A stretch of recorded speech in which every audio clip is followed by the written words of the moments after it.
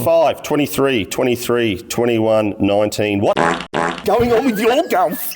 God, shocking. I know Manny hasn't been here for 2 weeks, but surely you've got to be better than that. 19.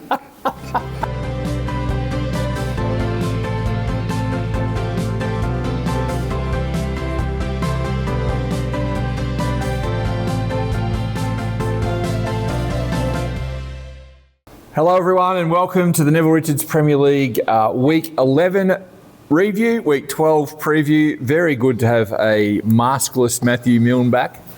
Morning Mark, how are you? Morning viewers, it's been a big weekend for me. Well, for those who haven't seen it yet, I'm not sure how you partake in these videos, but if you are a subscriber to the M Milne YouTube page, you may have already seen a bit of after dark action. Anything you want to say here, Matty? Yes, well, Mark, I had been to a wedding, as you know. Had a couple of little sherbies through the afternoon. Just a couple? Just a couple, and then when I got back to the room, thought I'll have a look at the Premier League scores and do a little bit of work at midnight, and thought I might as well do it nude. So you snuck into bed, you've got the lovely Linda nearby, you know, a lovely evening. Yeah. And you just sneak in and have a look at the Premier League scores. Yeah, well, we got up to that other business earlier in the day when we got to the room, so I couldn't do two in a row, but... But no, I went through the scores. I did see the overall results, and then I thought I'd just jump onto the website and see the individual scoring, and geez, wasn't there some big results? Before we move on to some of the results, and you are the king of Larry Gomes again, do you think we'll see any more Bigfoot after dark? Well, you never know, Mark. I reckon it might be something that might take on. We could actually do one together if you like. Sorry, I've given myself to Rob Moorcroft. Yeah, what a day though. The scoring must have been tough. Yeah, I found the scores fascinating, but I think, and I'll give everyone a chop out early here, Matty, the pins were some of the hardest I've seen as a collection on Saturday. So you're going to go about the pins now? Oh, I did. When I said about the pin positions the other week on 11, you roared me down, but now because... No, I still sort of managed it, Matty. I did notice a little 35 for you, and we'll get to you a little bit later on. But yeah, I'm just giving everyone a little chop out because we have had another influx of Jamesies. Yes, 29 of them this week. It was amazing though. You looked at the scores, like the weather was good. And to give you an idea, Mark... From the AM players, they all must have struggled. We had 48 players of Premier League play in the morning, and only 17 players scored 30 points or better out of that from the morning. That's extraordinary. And with that, 5 of those were all in the one team from the morning. Yeah, right. Give you one guess on who that would be. Yeah, no, well, I've got a fair idea who that might be, actually. But 29 Jamesies this week, so, yeah, considering the weather was so good, it was a tough day. Maybe the pressure's starting to get to a few as well as we get to the pointy end of the season. Certainly got to the Goblins this week, but more of that later. First match we want to review, Matty, is the Warriors and the Crusaders. Now, I just assume that Jill Barker would have done something special to lead the Warriors home here if they did manage to get up. Yeah, the Warriors did return to form. They did win 244 to 239. Warriors had 13 players, Crusaders had 12. Looking through the scores there, no, Jill Barker didn't feature in the counting scores. Wow, I wonder how the team room's going around there. I think she was a little weary after the weekend. She had to come in and work the morning on Saturday. Maybe a little bit too much for her to actually work the morning and then play afternoon. She's going to have to do it next weekend too, or this week coming, due to me gymnastics competition this Saturday morning. So, but no, the Warriors, Stuart Madden, box head, he had 35. Jeff Evans, big biceps, 34. Joel Lorna, the milkman, returned. You got to play with him? I did get to play with him. And how was the experience?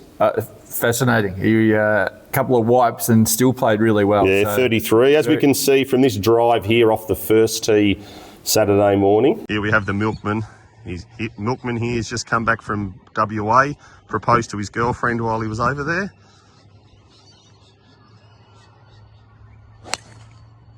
Oh, little necky cut. I don't think it'll reach the bunker though. He's not that long.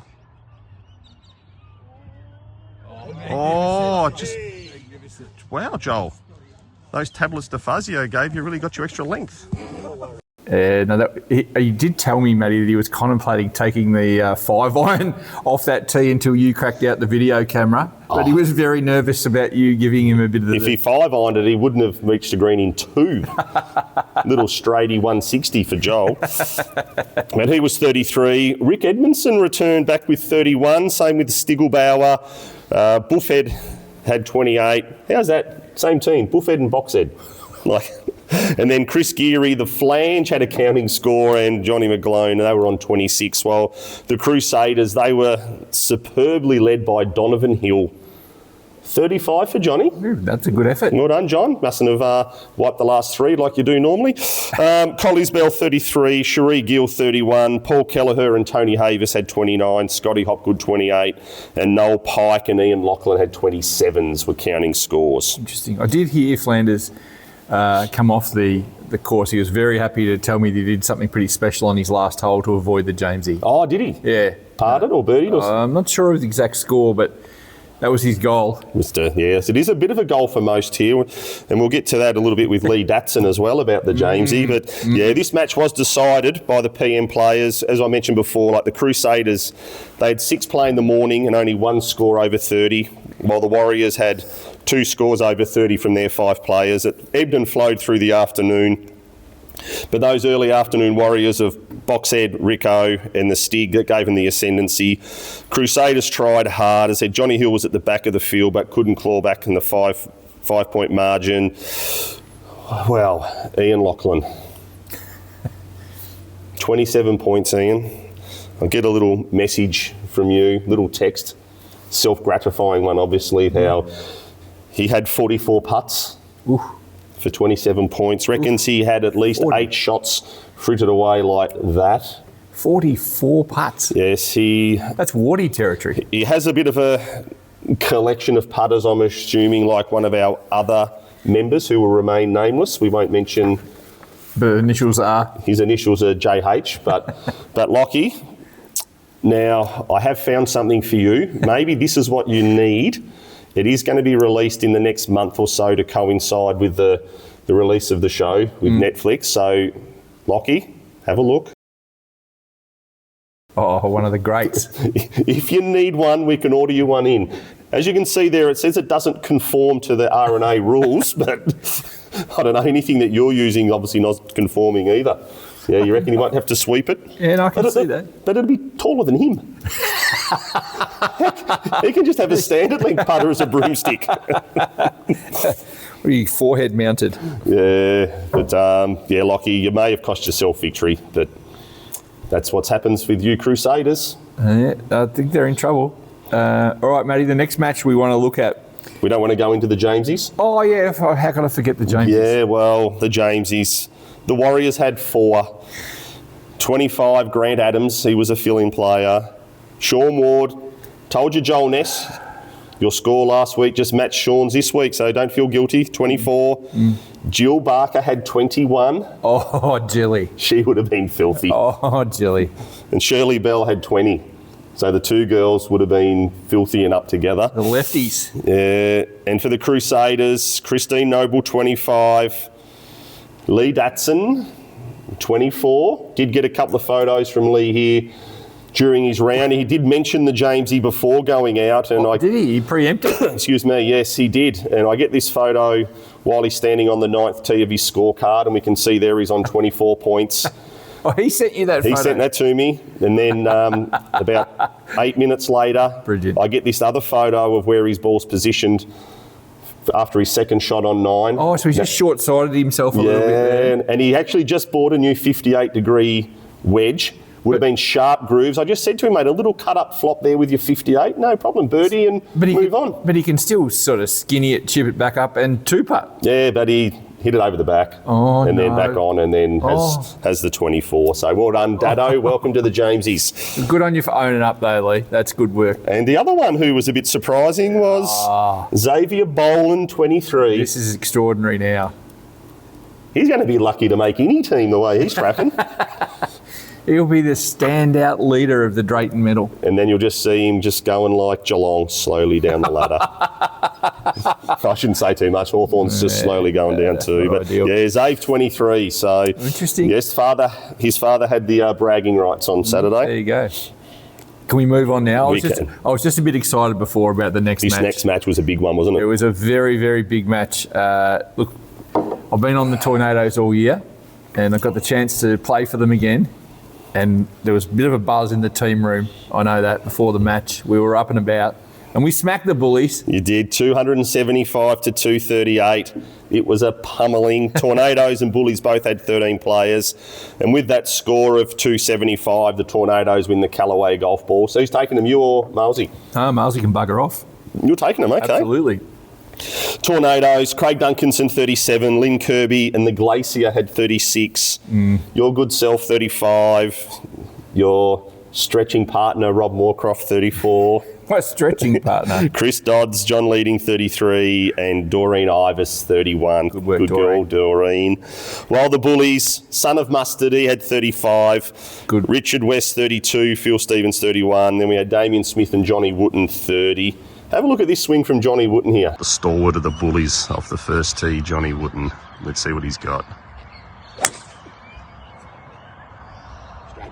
Straight down the middle. Ooh. How could he have 30 points? Surely he's good for 36. Better swing than his son. Ange Royal, she had 27. Kev Hudson, 27. Have a look at this swing though. Here we have Mr. 16 points. Teeing off the first. Let's see. God, how's his shoulders compared to his feet? Oh, wow. That's the best drive he's hit in 5 years. Have a look at it. Down there. Nice drive, Kevin. Isn't there some fair left to right shape going in those? Kev, you would not see the left-hand side of the golf course ever. Maybe half-price green fees. And Judy said had 26. They were the best scores for the Bullies, but it was an absolute smashing. Tornadoes dominated from the start, and it was all over after the morning. Craig Duncanson with his 37. He wins out Travis Matthew Polo this week. Played with Dado. Oh. Dado was talking Dunko down too. Really? He was. He goes, oh, Craig, he's so shitty with golf at the moment. Like, he's playing off 10 and he can't play to it.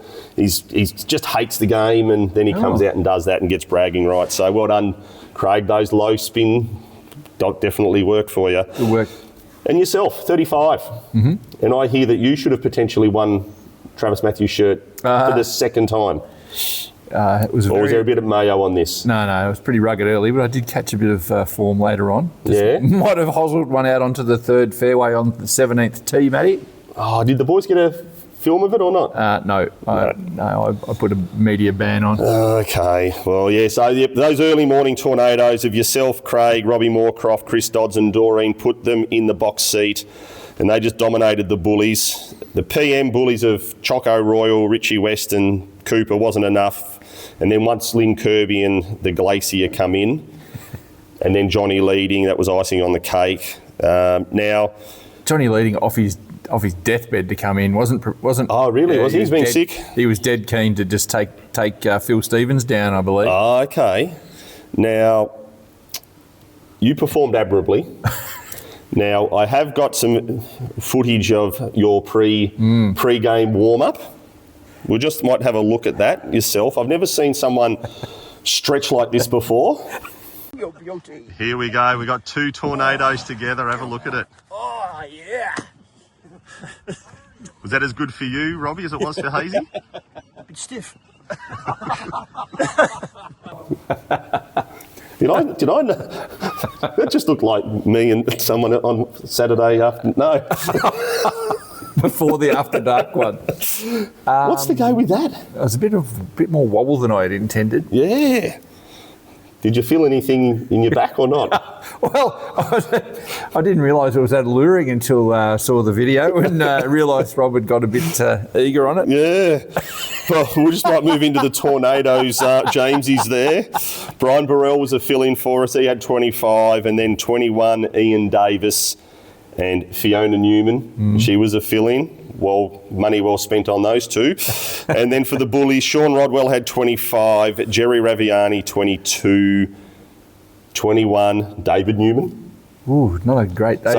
So the Caseys have outlaid 40 for the Newmans to play for them, and lucky they didn't have counted scores. But yeah, so that's well received there. At least they counted each other out, and Barry Doyle had 21. Barry, obviously playing with Johnny's just getting to you. You just like playing with mustard. Ooh, geez, and you'd work that in. All right, the third match we want to look at, Matty, this was, it's the tale of two franchises going in different directions, isn't it? Very much so.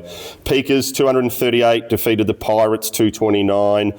Peakers had 13 players, Pirates had 11, and the Pirates will win the Weekers Water Award this week for 229. Amazing.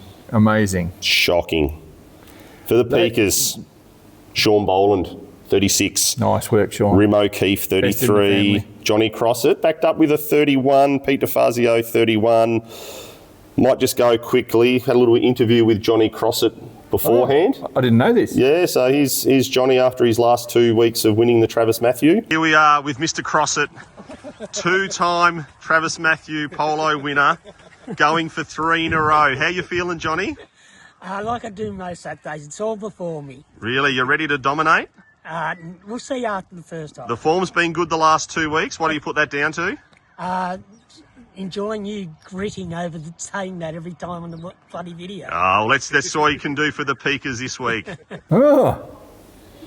Wasn't bad, Johnny. 31. You didn't disgrace yourself. You got over the 30. Jan Cogger, Mr. Winchelsea and Flea Pollock off his deathbed had 27 and Robbie Smith had 26. He was a fill-in. While for the Pirates, best they could muster up was 31, which was Ken Latta, Dennis Wood, Richard Geary. Norma Vogel was a fill-in, 29. Wendy Scuba Hub, 27. Steve Gill, 27. Cliff McCorkle, 27. Sue Gregory, 26. And Gary Brooks, 26. But the Pirates, they just missed Matt Milne. If he had played, they would have got over the line. Is that right? Seriously. Is that right? Like, the spiritual leader of them would have got them there. So you would have needed to get 10 points. You would have needed 36. Easy. Yep. I'm back. Been practicing this week. Oh, so there is a chance you'll make another appearance? No, well, I think the season's going to run out in time. So, but it was an important win for the Peakers, which moves them to the top of the ladder. It's a low-scoring affair. Both teams, the AM players, struggled. The Pirates couldn't muster anything in the PM with Ken Ladders 31 and Norman's 29, while the Peakers had Rim O'Keefe 33. And then when Sean Boland come in late with his 36, that was enough to secure victory. Do you think Sean's pretty happy about regaining the number one mantle in the Boland household? I reckon he would be. Yeah, he had the sort of the chest puffed out on Saturday as he was strolling around. But big win for the Peakers. As you said, Peakers are standing up. Pirates are going down. Flopping. Jamesies for the Peakers. Lloyd Shepherd, Snags Finnemore, and cute as a button Hutton, 25. Bearall Foot, 22. Ooh. Alan Kerry, 19. For the Pirates. I'm surprised you haven't done some sort of deep dive into Alan. For the Pirates, Chris James returned to his former glory, 20. Johnny Poe, 19. Only 2. Really? 2 Jamesies out of a team that only scored 229. Amazing. Just general ineptitude. Yep, exactly. Shocking. There you go. All right, well, this really set the stage for the match that, in a lot of ways could have cemented the Goblins at the top of the ladder, cemented the Hookers out of finals calculations. Surely it was a walk in the park for the Goblins, Matty. Goblins had 14 players. Hookers had 12. Oh, yeah. Hookers, 240. Defeated the Goblins 233. Oh, no. The Hookers, they were superbly led. The man that they can rely on, player in a crisis, the one who stands up, Mustard Pants McMurray. Oh, did he? He led them, didn't he? Well, I saw he had some good scores early, so I assume he kicked on with that. Right, let's have a look at... Didn't have a counted score. Can't see his name anywhere.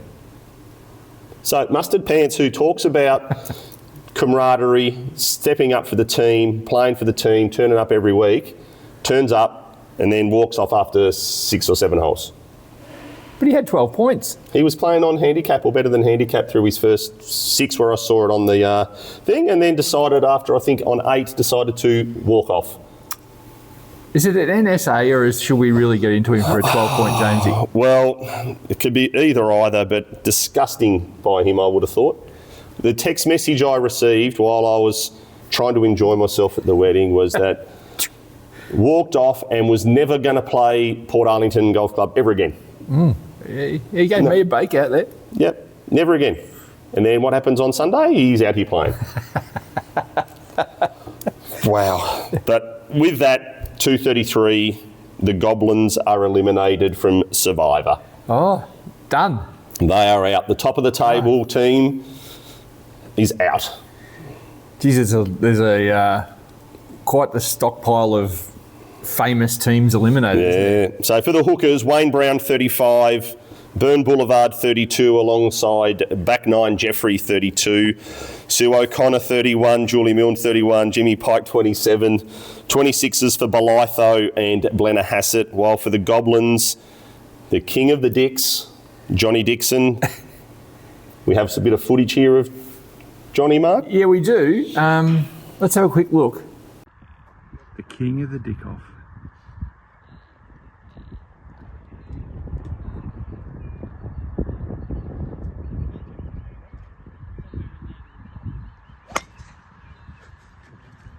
Well, perhaps I shouldn't have said quick look, Matty. Wow.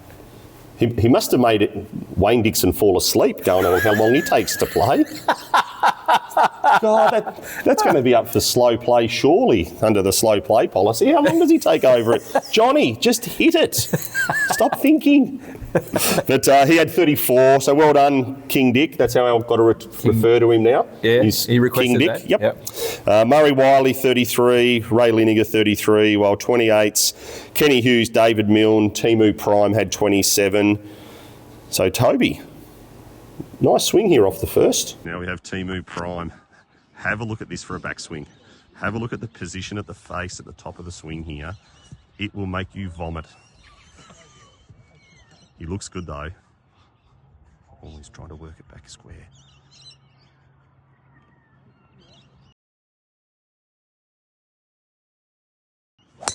Oh, started at the third tee and has come back into the middle of the fairway.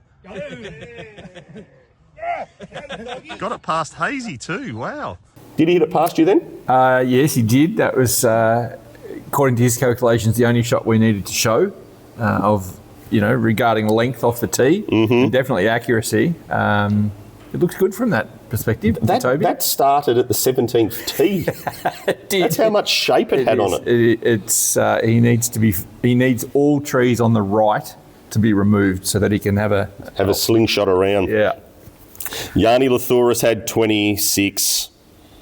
Yanni, your reputation is just growing, as we can see here from Sean Ward before golf on Saturday.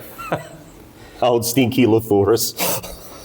There were some revelations that we just have to run past the lawyers in the clubhouse afterwards, Matty. I can't bring them to light this week. Yeah, Lathouris. We're working on them. And then we had Steve Smith and Brian Bell had counted scores with Jamesy's 24. Oh, the counting. Yeah, Jamesy. so if you've got a counting Jamesy in you're going to find it very difficult to win. Saying that though, they only lost by 7. And we talk about this upset of the season. Goblins, were on that 5-game winning streak and it was snuffed out. AM players for both teams were disappointing. The Hookers had 2 of their 6 morning players reach 30, while only 1 of the 6 Goblins reached 30. So we have a few Jameses in this one. The usually reliable Bell, Milne, Peacock underperformed. Did the Goblins get ahead of themselves? Did they agree with the statement that it was a fait accompli? I'm thinking they might have. Wayne Brown was superb with his 35 and he was ably assisted by Dean Jeffrey and Julie Milne, while the best for the PM was Murray Wiley. Don't know how you went go and played in a 3, Murray. It would have been so contentment playing in your group with Lee gone. I believe he didn't even say goodbye, just walked off. Didn't even give him a little see ya or give him reason. Ralphie was looking for him on the 12th and 13th, wondering if he was going to come back, but no, Lee had done the bolt. Shocking. Tell me who cooked, or did David cook for Mummy Milne? Well, she would have. No. Yeah, I don't know if he did or not. Haven't spoken to them. I was too busy doing other things on Saturday night, Mark. Yeah, for the Jamesies in the hookers, we've got Mark Wilkins on 23. What are you laughing at? Oh, you can't see it in the shot here, but I have the next generation of Milton sitting over my shoulder here watching this video, and he's very disturbed by what might have gone on in the hotel. Should have seen what was actually in there. They had a little package box that you could use. It was $60 and it had some toys that you could use for male and female. Good and Lord. I put it to the wife, but she wouldn't partake in that. But James Finch, he had 18. How bad's James going? And then Mustard Pants. Better than Linda, I reckon. For the Goblins, Stephen Smith and Brian Bell, 24s. Pants Peacock, 22. Oh, I did get a little message from you while I was trying to enjoy myself away that Pants was struggling. I think he was about 11 points after 12 holes or something on that. He rallied to get to where he got to. Arthur McPhee, 21. Fran Stone, 19.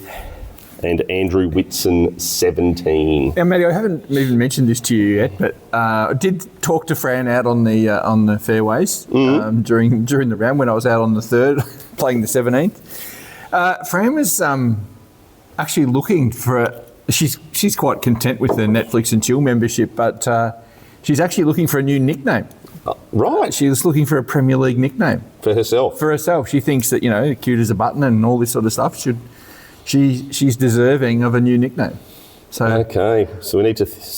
we might have to put our minds to this. And Stone makes me...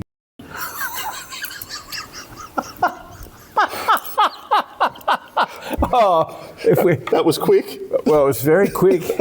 You might be welcoming back after that edit that we just trimmed that out. Now we're working on something for that, Fran. That we haven't got it. We haven't workshopped it, as you can tell, through the weekend. But we'll have something for next week. Yeah, 19 for Fran. Yeah, I don't know what more I can say. It's just very disappointing. No, fair enough. All right, Matty, that brings us to the end of the round 11 matches. Let's have a quick peek at the ladder. A new leader for the third time in 3 weeks. Yes, the Peakers have stormed to the top there. They're actually level with the Tornadoes, but up there by percentage. Then one game back will be the Goblins and Warriors, which rounds out the top four, as you can see. Bullies, Crusaders, Pirates and Hookers, mathematically, they've all still got a chance, depending on how results go. I feel like the Pirates are just clinging on. The Hookers are mathematically possible only, Yeah. but it is still alive with the Goblins and the Warriors sort of, not having pushed clear in the bottom of the four. Yeah, it is. And it's going to be interesting this week because we do have the Warriors up against the Hookers. So the result of this match... Massive. Yeah, Hookers lose, they're done. Is that where you want to go with the start of the previews? Hookers and Warriors, 4v8. Last time they met, the Warriors were victorious, 275 to 256. The Milkman delivered for the first time in his life with 38 points, and he was ably supported by Boxhead, Gilly, Bernie Reid, Matt Davies and the Stig, while the best for the Hookers were Sue O'Connor and Andreas Belkis with 37s, while Dino Jeffrey played really well on the back nine for 34 points that day, and Mustard Pants, well, he had 33, but who knows if he's going to show up this week. I would say highly doubtful. Hookers are alternating win and losses over the last 4 weeks, while the Warriors have won their last two after dropping the previous four. Last week's win moves them back into the top four, and as I said, another win will be required to stay in the finals. Hookers, Mustard Pants, not sure what we can say about him. Finchy, 25 and 18 the last 2 weeks, no good. Hopefully Andreas will be back. Not sure why he wasn't here last Saturday. Maybe got caught up at work, but your team needs you now, Andreas, so you need to come back. I'll even get Mark to apologise for what he said about you the other week. The plumber, the big plumber, McNeil, he could be back this week. I'm expecting him back. He was going to try and fill in for Ando, because Ando hurt his back on Saturday. But was still a little bit tender. He had, as we said, had been in hospital, had an abscess cut out of his body, which is healing. So very intimate part of the body too, Mark, it was. So we won't go any further with that. But it wasn't the. I'm sworn to secrecy. It's not the Samsung area. Mrs. Samsung got the muzzle on me. For the Warriors, Flanders, can you give your team something? You've only scored over 34 times this year. All Portarlington play. Was it 2 years in a row? Yeah. And now you are verging on the PPP team. Maybe you are doing what you said at the start and not performing because you want to win another matching shirt to the All Port team. Shirley Bell, 24, 29, 17 and 20. You're actually back to your 2023-24 form. And Sean Ward, you're worse than Haley's Comet. You just come one every 12 games. End of story.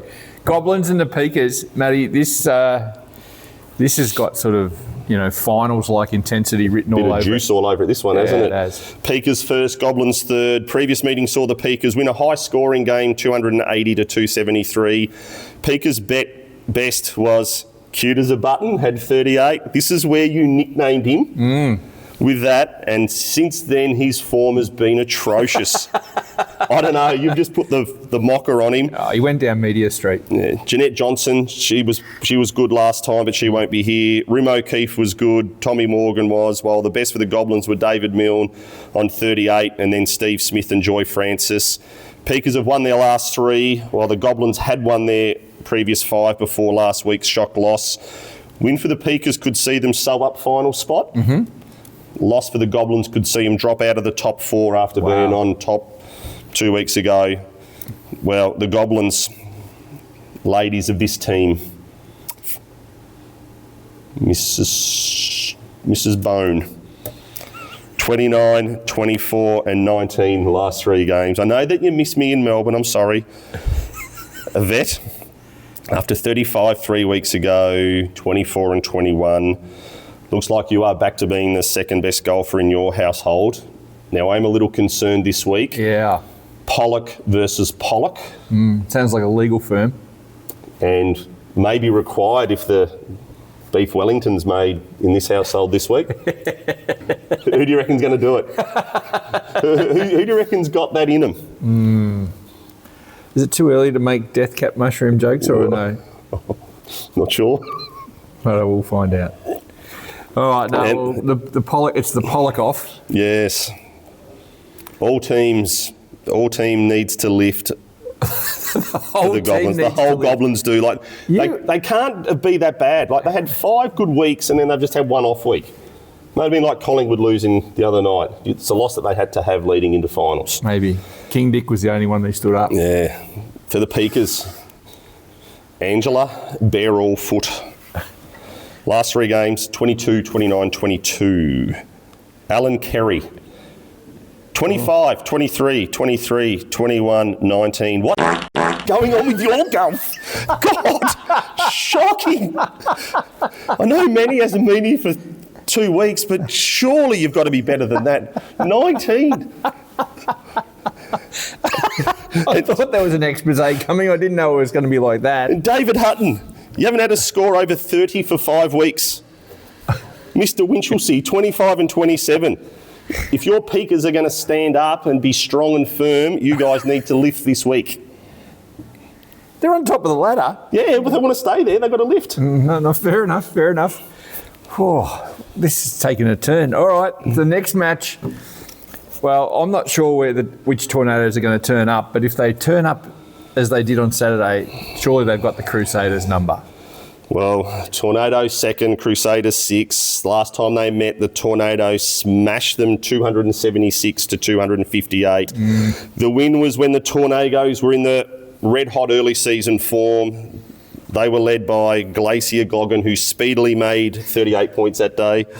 He was supported by Lynn Kirby, Tickle My Doodar and Bagman O'Neill, while the Crusaders and Hopgood, he had Hoppy, Dado, and Donovan top score. Crusaders will be looking to hit back after last week's close loss. 2 wins, 2 losses and a draw for their last 5, while the Tornadoes snapped their 3-game losing streak. But this is going to be about the returns this game. Crusaders, Bobby Gibbs, last 2, 28-26. Lockie, 27-27. Tony Havers, 26-29. Xavier Boland, your last four, 29-29, 31-23. So a couple of players have got a mid-season slump going here. Can they lift out? Do you think X is still in front of the Drayton medal at this time? No. Oh. No. I reckon he's been overtaken. Really? So it's been interesting because there's been a lot of, not a heap of three-way votes because there's been a lot of ties with the way the scoring's been working. But I think he's probably been overtaken now. Okay. At least he's been turning up. I think he may have qualified himself for the all teams because he's made the required 7 minimum games to be eligible. But his average will be hurting him. Yes, very much so. For the Tornadoes, big inclusions this week. Yvonne Casey, Neil Ryan's been out with COVID protocols. Tickle will be back. Geez, does Malesy want to return after your form? So Malesy's in for you. He probably doesn't want to watch the Dogs anymore, though. And the Sheik is back. No, he's not. Sheik Reynolds. No, he can't be back. He was back in Australia this week and didn't turn up. Yeah, but didn't he fly in Sunday? It's a bit hard to fly if you're on the plane. Not if you're committed. Yeah, so this Saturday will be... Milkman flew from Perth to play on Saturday morning. Did he? Yes. Really? You're a good, strong man, Joel. He's done a lot of talking, The Sheik. but he hasn't backed it up for a long time. And how's his form as soon as he comes back? I get the message, hey, Milne, we've got another horse to go in you. Anyway, Matty, that leaves, this is a do-or-die game for both teams, but particularly the Pirates. They've got an anchor on them at the moment. They're going backwards against the Bullies. Bullies 5th, Pirates 7th. These are the two big franchises, the ones that have always been in the grand finals. Bullies, champions the last 2 years, who are on the verge of missing finals. But the Bullies touched up the Pirates 263 to 255 when they last met in round 5. The Bullies, they were consistent across the board with Choco Royal top scoring with Stu Anderson, Rich West, while the Pirates had McCorkle, Howes and Gill, best for them. Pirates are on a 3-game losing streak, while the Bullies, last 3 are a draw and 2 losses. Pirates returning players will be Justin McGrath. Haven't had any footage from their golf trip. I think it finishes today, or they're on their way home today. He should be back. Ando's back should be fine. Not sure how he knocked his back out, but anyway, that's another issue. Jeff Daniel, Richie Howes, Manny Golfers and Sue Holland, they could all return. And they would need improved efforts from everyone in their team. Everyone is on notice. If you do need to discuss and want some inspiration, come and see me on Wednesday between 1 p.m. and 2 p.m. and we can discuss our plan moving forward. For the Bullies. Yes. We had a little bit of me time from one of our players. This particular player's in Fiji at the moment. And I got a message that he's cutting his holiday short, responding for a call to arms because no Moreland, no Bullies. JJ Spawn. No Ross Moreland equals no back paddock Bullies. So this came from JJ himself. Really? Got a little message in Messenger that he's going to come back early and try and regroup and get the Bullies going. So wow, that's commitment. You don't see that from the Sheik. No. Come back from Fiji to Portarlington. You must love the Bullies, Roscoe. Stewie Anderson hopefully returns, as well as Rob Casey. Need something extra from the ladies from this team as well. Judy Said, Choco and Jackie Rowe. Kevin Hudson, 27 on Saturday. It's an improvement from the 17 or whatever you had the other week. Barry Doyle, Raviani and Rodwell. We need something from them too if the Bullies are going to try and defend their premiership title. If they sort of stumble, will you sort of, fire a Milne missile at them? Well, I think I actually had the Bullies missing the finals this year in my ladder assessments. We might actually have a look at that next week there and see how our predictions are moving forward. But righto. No, I like it. It's very good. All right, we'll have to tell Flea to get the bleeper out again. It was an unexpected turn of events here a couple of times, but no doubt the great man will edit us into safety. Bit of a worry when he has to do that every week. Yeah, mate. I know. We do send him a little messages. We need to cut this, cut that. All right, huge thank you to Luke Campbell and the team down at Neville Richards for making all this possible. Thank you to you, Matthew. Thank you, Mark. It's good to be back home, trying to recover there. I'll go and get the gurney for your hotel room. Yeah, they would need to, I tell you. Tower Road Tornadoes, they were our Callaway golf ball winners. Craig Duncanson from the Tornadoes was our Travis Matthew polo winner. And the Pigden Street Pirates were the Weakers Water recipients. And then our Goblins were. Granny Corner Goblins were reduced, sunk, taken out of the Survivor. So that just leaves 4 teams left in that with 3 rounds to go. 3 rounds to play. It's battle stations now. Get your game on, get your name on the timesheet, and get going. Great to talk to you. We'll catch you again soon. Thank you, Mark. Thank you, team.